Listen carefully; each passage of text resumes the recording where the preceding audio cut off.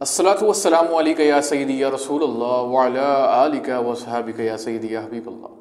मेरा नाम डॉक्टर बिलाल अहमद है और आप मेरा यूट्यूब चैनल देख रहे हैं। आप सब देखने वालों को मेरी तरफ से अस्सलामु अलैकुम व रहमतुल्लाह।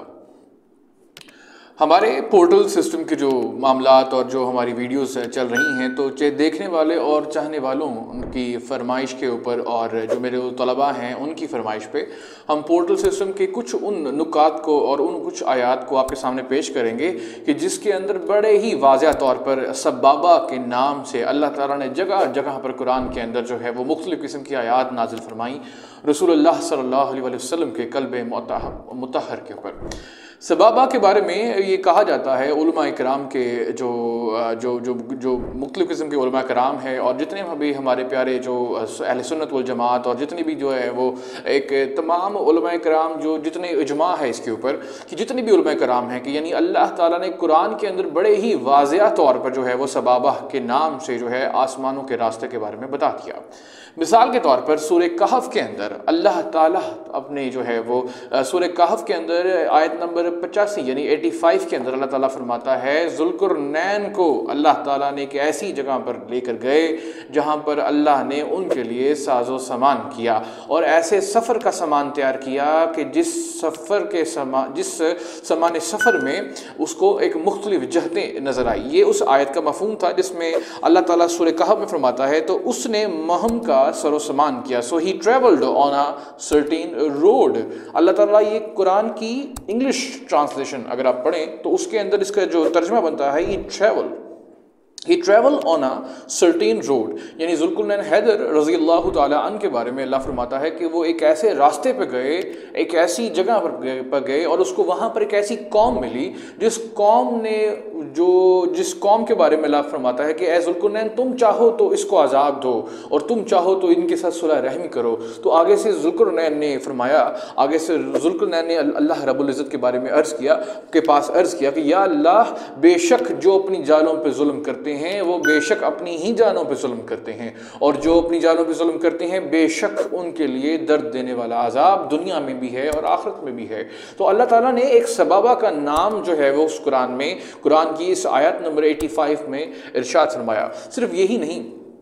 सूरह गाफिर में एक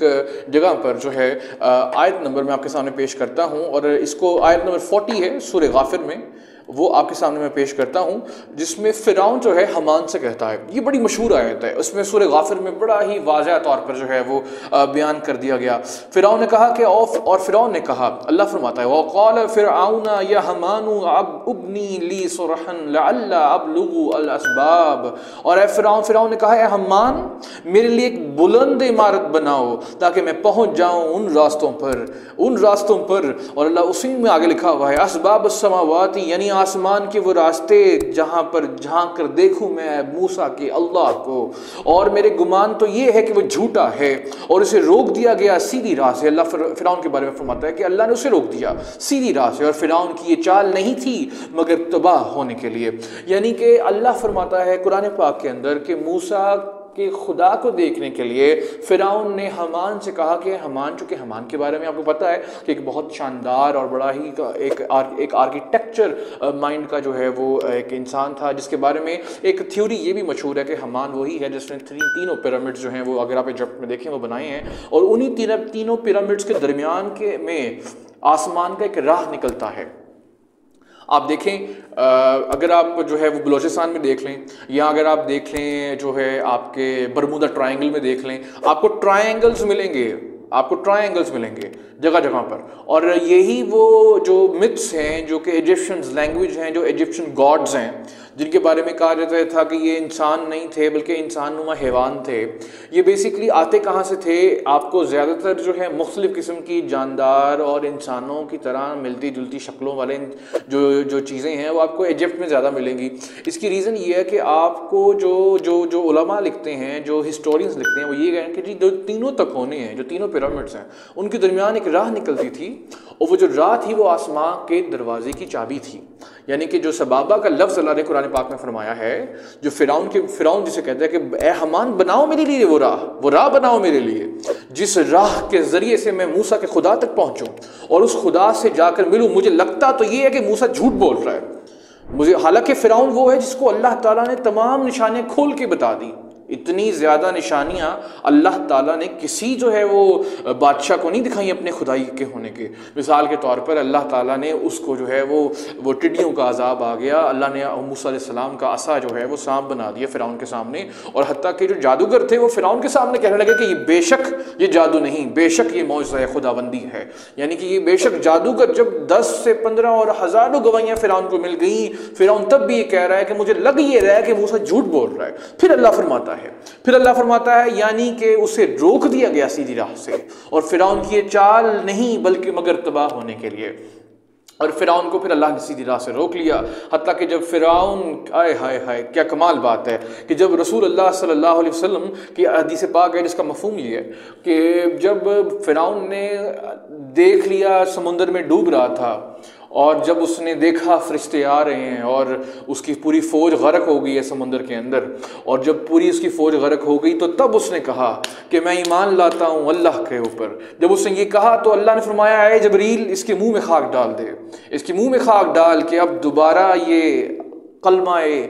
जो मूसा है वो पढ़ ना सके, क्योंकि मूसा अलैहिस्सलाम कलम ला इलाहा इल्लल्लाह, बेशक कोई मबूद नहीं अल्लाह के, मूसा कलीमुल्लाह, बेशक मूसा कलाम करने वाले हैं अल्लाह की ज़ात से। तो बेशक उस कलमे पढ़ने से रोक दिया गया, उस कलमा पढ़ने से रोक दिया गया मूसा जो फिरौन था उसको।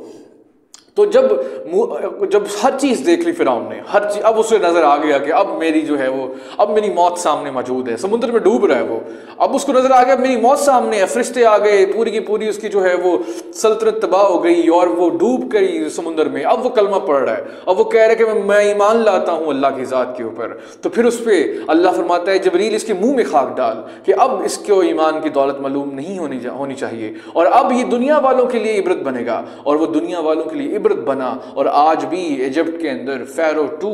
जिसे जो है वो कहा जाता है, और वो आज भी आप उसकी जो है वो उसकी हालत बिल्कुल ऐसी है जैसे अभी अभी वो समुंदर से जो है वो बाहर आया है, और अल्लाह ताला ने उसको पूरी दुनिया के लिए इबरत बना के रख दिया। बहरहाल फिरौन वो है जिसको दुनिया के अंदर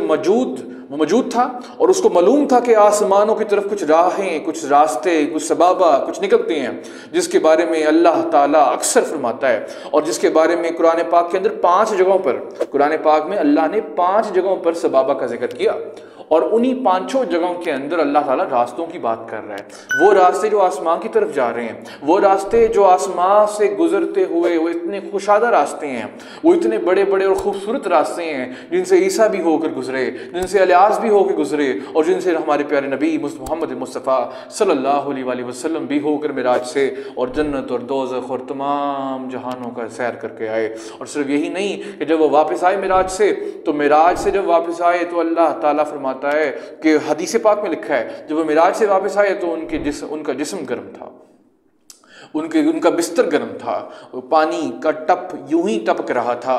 उनकी कुंडी हिल रही थी। अबू बकर सिद्दीक रज़ी अल्लाह तआला अन्हु से पूछा गया कि ए अबू बकर, अगर ये कहा जाए कि आसमान से जन्नत और दोज़ख देख कर आ गया हूँ, और जो है मेरी बिस्तर गर्म था और मेरी कुंडी हिल रही थी दरवाजे की, तो क्या तुम इस पे ईमान रखोगे? अबू बकर ने कहा नहीं, मैं इस पे नहीं ईमान रखूंगा, मैं मानूंगा भी नहीं। तो फिर आगे उस काफिर वो मुनाफिक कहने लगा कि मोहम्मद मुस्तफ़ा सल्लल्लाहु अलैहि वसल्लम ये कह रहे हैं। तो हज़रत अबू बकर सिद्दीक ने फरमाया